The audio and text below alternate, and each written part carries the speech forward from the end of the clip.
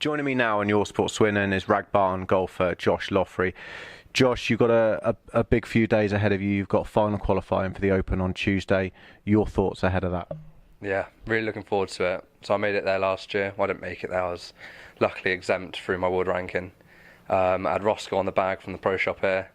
He was awesome, and he's back on the bag this week, on Tuesday.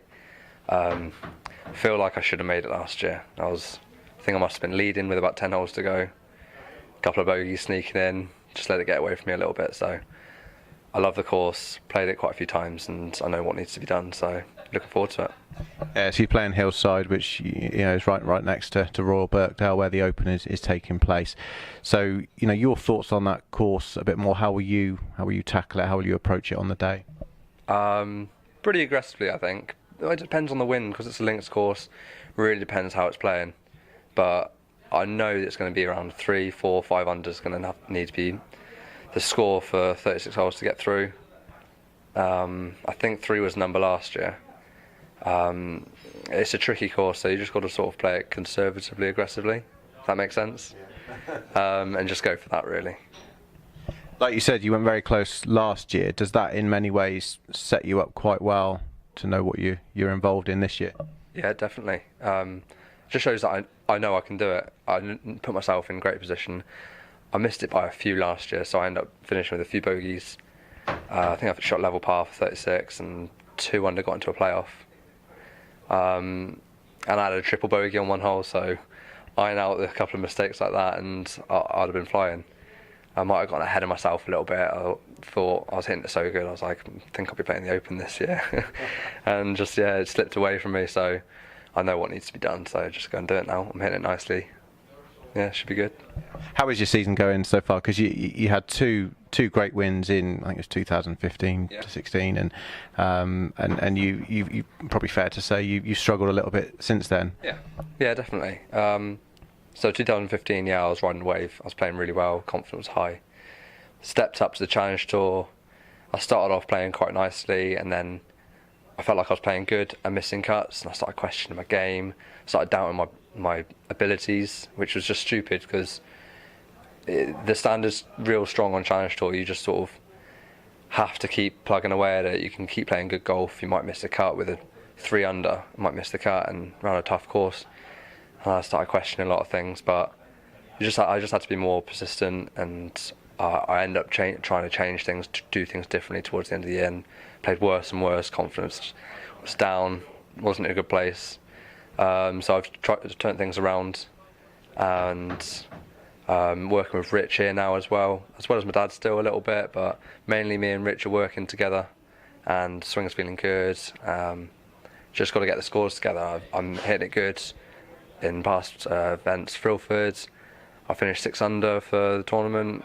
I finished 10th there, so it's there or thereabouts. Just waiting to get over that line.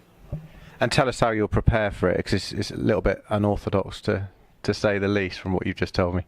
Yeah, so my preparation for Open qualifying is probably not going to be standard to most people. So I've got Camberwell Europro, played yesterday, shot 2 under, got today and tomorrow hopefully. And then I've got a music festival on my farm market. So we've got this amazing music festival, and it starts tonight. I'm helping my brother with a barbecue tonight. We're catering for only about 200 people. And then from Saturday morning onwards, 2,000 people, 2,500 people turn up, and it's a big festival that we have on the farm, and it's great fun. Lots of music, lots of food, lots of drink. And then so that'll finish on a Sunday night. I'll pick up Ross Monday morning and just shoot up to Hillside, have my day of practice, and should be fine. Last year I did the same. For Challenge Tour I had my best finish after the festival with the same sort of preparation, so who knows, maybe it's the way I should do things more often. Yeah, well, fingers crossed that works for you. And if it does work for you and you do qualify for the Open, just what does that mean to you, kind of, emotion-wise, but also for your career? Is it then potentially a career-breaking moment for you? Oh, absolutely. Playing the Open is one of the biggest events you can play in. It could open so many doors, especially if you make the cut. I think playing it is one thing, making the cut is another step, really, because you're competing against the best in the world. and it's the Open, so it's open to everyone. Anyone can win it. But I'd just like to get there first and then take it a shot at a time, really, and just see how I get on. Making a cut would open so many doors, and it could be a career-changing moment, really. And the target is always to try and get your European Tour card. How close do you feel you are to that? I feel like my game's really good. My putting, I've been working hard on it a lot, but I think essentially it's all in your head. Yeah, I know I've got a good putting stroke. Just got to get the ball in the hole. That makes the scores. It's where the money's made. European Tour ready? Yeah, I'd say so. The game's good enough. I'd love to put myself on there for a year and see how I fare. And Matt Mumford, your colleague up at Ragbarn, has also qualified for final qualifying. So good that he's doing quite well now as well, because he's very early in his professional career too. Yeah, absolutely. It's great to see other guys from Rag doing well, and Matt's he's had a couple of good rounds this year, but I think, like he said to you earlier, he's struggled a little bit. So it's good to see that he's put in decent rounds to qualify, and played amazing to get in through a playoff as well. He's got Hollingwell, which is a great track, and I think it will suit him really well. So fingers crossed for him as well.